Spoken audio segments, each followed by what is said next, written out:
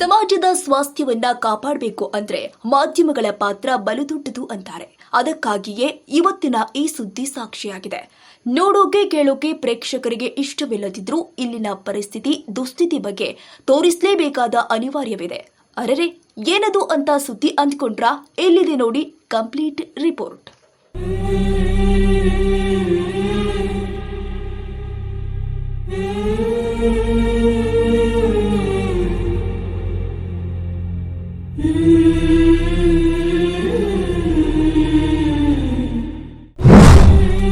ಶೋಚನೀಯ ಸ್ಥಿತಿಯಲ್ಲಿ ಕಲ್ಪಲ್ಲಿ ಸ್ಮಶಾನ.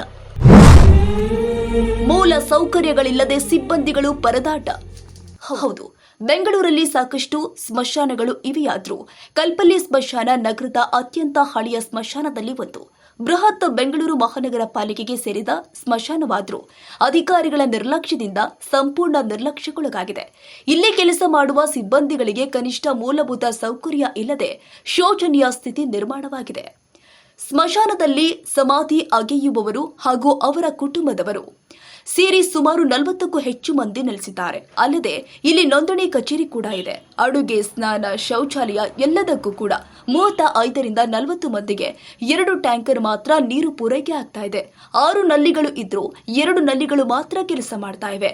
ನೀರಿನ ಗುಣಮಟ್ಟ, ನಿರಂತರ ಹೊಗೆ ಸ್ಮಶಾನದ ಕೆಲಸಗಾರರ ಆರೋಗ್ಯದ ಮೇಲೆ ಪರಿಣಾಮ ಬೀರ್ತಾ ಇದೆ.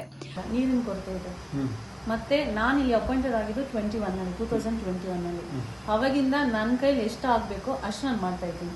ನಾನು ಅವರೇ ಬಂದು ಮಾಡ್ಬೇಕಂತ ವೇಟ್ ಮಾಡ್ತಾ ಇದ್ದೀನಿ. ನನ್ನ ಕೈಯಿಂದ ಎಷ್ಟಾಗುತ್ತೋ ನಾನು ಮತ್ತೆ ಡಿಗ್ಗರ್ಸ್ ಎಲ್ಲ ಸೇರಿಸಿ ನಾವು ಮಾಡ್ತಾ ಇದ್ದೀವಿ. ಆದರೆ ಬೇಸಿಕ್ ಫೆಸಿಲಿಟೀಸ್ ಅಂದರೆ ಅಟ್ಲೀಸ್ಟ್ ಗಾರ್ಬೇಜ್ ಬಿನ್ಸ್ ನಮ್ಗೆ ಪ್ರೊವೈಡ್ ಮಾಡಬೇಕು. ಮತ್ತು ವಾಟರ್ ಫೆಸಿಲಿಟೀಸ್ ಇನ್ನೂ ಸ್ವಲ್ಪ ಜಾಸ್ತಿ ಮಾಡಬೇಕು. ವಾಶ್ರೂಮ್ಸ್ ಮೇನ್ ಇಂಪಾರ್ಟೆಂಟ್ ಆಗಿ, ಯಾಕಂದರೆ ಇಲ್ಲ ಅಂದರೆ ಕಷ್ಟ. ಕೆಲಸ ಬಂದು ಮಾಡಿ ಬೆಳಗ್ಗೆಯಿಂದ ಸಾಯಂಕಾಲ ತನಕ ಇದ್ಬಿಟ್ಟು ಸರಿಯಾಗಿ ನೀರು ಕುಡ್ದಿಲ್ಲ, ಏನು ಮಾಡಿಲ್ಲ ಅಂದ್ರೂ ಹುಷಾರಿದ್ರೆ ನಾನೇ ಕಷ್ಟ ಬೀಳ್ಬೇಕು. ಏನೇ ಇದ್ರೂ ಸಮಸ್ಯೆ ಆದ್ರೂ ನಾನು ಆಫೀಸ್ ಬರ್ತೀನಿ. ವರ್ಷದಲ್ಲಿ 1 ದಿವಸ ನಾನು ರಜೆ ತಗೊಳ್ಳೋದು ದೊಡ್ಡದು. ನನ್ನ ಎಂಗೇಜ್ಮೆಂಟ್ಗೂ ನಾನು ಬಂದೆ. ಸ್ಮಶಾನದ ಏಕೈಕ ಮಹಿಳಾ ರಿಜಿಸ್ಟ್ರಾರ್ ಸತ್ಯ ಅವರು ಮಾತನಾಡಿ, ಸ್ಮಶಾನದಲ್ಲಿ 2 ಶೌಚಾಲಯಗಳು ಇದ್ರೂ ಕೂಡ ಅವುಗಳ ಸ್ಥಿತಿ ಶೋಚನೀಯವಾಗಿದೆ. ಅವುಗಳ ಸ್ಥಿತಿ ಹೇಳುತ್ತಿರದಾಗಿದೆ. ಅವು ಬಳಕೆಗೆ ಸೂಕ್ತವಲ್ಲ, ಮುಖ್ಯವಾಗಿ ಮಹಿಳೆಯರಿಗೆ ಎಂದು ಬೇಸರ ವ್ಯಕ್ತಪಡಿಸಿದ್ದಾರೆ. ಶೌಚಾಲಯ ಬಳಕೆ ಮಾಡಬೇಕು ಅಂದ್ರೆ ಸುಮಾರು 1 ಕಿಲೋಮೀಟರ್ ದೂರದಲ್ಲಿ ಇರುವ ನನ್ನ ಮನೆಗೆ ಹೋಗಬೇಕು. ಹೀಗಾಗಿ ಆಗಾಗ್ಗೆ ಕಚೇರಿಗೆ ಬಂದ್ ಮಾಡಬೇಕಾಗುತ್ತೆ. ಆದ್ರೆ ಈ ಗ್ಯಾಪ್ನಲ್ಲಿ ಕಚೇರಿಗೆ ಬರುವವರಿಗೆ ನಮ್ಮ ಪರಿಸ್ಥಿತಿ ಅರ್ಥವಾಗುವುದಿಲ್ಲ. ಅವರಿಗೆ ವಿವರಿಸೋಕೆ ಆಗುವುದೂ ಇಲ್ಲ. ಕಚೇರಿಗೆ ಬರುವವರು ತಕ್ಷಣವೇ ತಮ್ಮ ಕೆಲಸವಾಗಬೇಕು ಅಂತ ನಿರೀಕ್ಷಿಸುತ್ತಾರೆ. ಆದ್ರೆ ನಮ್ಮ ಮೂಲಭೂತ ಅಗತ್ಯವನ್ನ ನೋಡುವವರು ಯಾರು ಎಂದು ಪ್ರಶ್ನೆ ಮಾಡಿದ್ದಾರೆ. ಇನ್ನು 2 ದಿವಸ ಇತ್ತು. ನನ್ನ ಮತ್ತೆ ಯಾರೋ ಫೋನ್ ಮಾಡಿದ್ರು ಪಬ್ಲಿಕ್ಕು, ಮೇಡಮ್ ಎಮರ್ಜೆನ್ಸಿ ತುಂಬಾ ದೂರ ಇಂದ ಬಂದಿದ್ದೀನಿ, ನಮ್ಮ ಮನೇಲಿ ಎಲ್ಲಿದ್ರು ಆಚೆ ಹೋಗ್ಬಾರ್ದು ಅಂತ. ನಾನು ಇಲ್ಲೇ ಇಲ್ಲ, ಫಸ್ಟ್ ಕೆಲಸ, ಅದರಿಂದ ನಾನು ತಿಂತಾ ಇದ್ದೀನಿ ಅಂತ ಮನೆಯಿಂದ ನಾನು ಜಗಳ ಮಾಡ್ಕೊಂಡು ನಮ್ಮ ಮನೆ ಹತ್ರ ಎಲ್ಲ ನಾನು ಅಲ್ಲಿಂದ ಈ ಕೆಲಸಕ್ಕೆ ಬಂದು ರಿಜಿಸ್ಟ್ರೇಷನ್ ಎಲ್ಲ ಮಾಡಿಕೊಟ್ಬಿಟ್ಟು ಆಮೇಲೆ ಅವ್ರಿಗೆ ಬೇಜಾರಾಯಿತು. ಮೇಡಮ್ ಸಾರಿ ಮೇಡಮ್, ನಿಮ್ಮ ಮದುವೆ ಅಂತ ನನಗೆ ಗೊತ್ತಿಲ್ಲ. ನಾನು ಹೇಳಿದ್ರೆ ಪರವಾಗಿಲ್ಲ ಸರ್ ಅಂತ. ಅವ್ರು ಬಂದುಬಿಟ್ಟು ಮೇಡಮ್ ನನ್ನಿಂದ ಏನೋ ಆಗುತ್ತೆ ಅಂತ 200 ರೂಪಾಯಿ ಕೊಟ್ಬಿಟ್ಟು ಏನಾದರೂ ನೀವು ಈಸ್ಕೊಳ್ಳಿ ನಿಮಗೆ ಅಂತ ಕೊಟ್ಬಿಟ್ಟು ಹೋಗ್ತಾರೆ.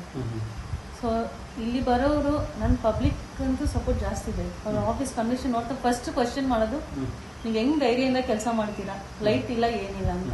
ಇದು ಸ್ಟ್ರೀಟ್ ಲೈಟು ಇಂದ ನಾವು ಕನೆಕ್ಷನ್ ಇಲ್ಲಿ ತಗೊಂಡಿದ್ವಿ. ಯಾಕಂದರೆ 2-3 ಟೈಮ್ ಇಲ್ಲಿ ತನಕ ಬಂದಿದೆ. ಸೊ ನಾವು ಅವ್ರಿಗೆ ಹೇಳಿದೀವಿ ಆವೆಲ್ಲ ಬರುತ್ತೆ ಅಂತ. ಇನ್ನು ಸ್ಮಶಾನ ಅಂದ್ರೆ ದುಃಖ, ನೋವು. ಆದ್ರೆ ಇಲ್ಲಿನ ಸಿಬ್ಬಂದಿಗಳ ನೋವು ಮಾತ್ರ ಹೇಳುತ್ತಿರದಾಗಿದೆ.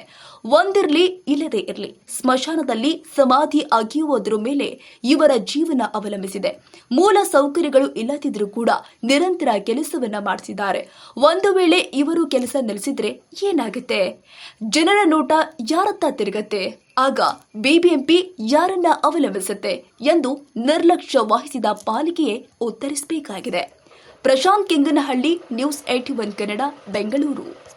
ಕ್ಷಣ ಕ್ಷಣದ ಸುದ್ದಿಗಾಗಿ news 81 Kannada YouTube channel subscribe ಮಾಡಿ. ಹೊಸ ಸುದ್ದಿಗಳ ನೋಟಿಫಿಕೇಶನ್ಗಾಗಿ ಬೆಲ್ ಐಕಾನ್ ಕ್ಲಿಕ್ ಮಾಡಿ.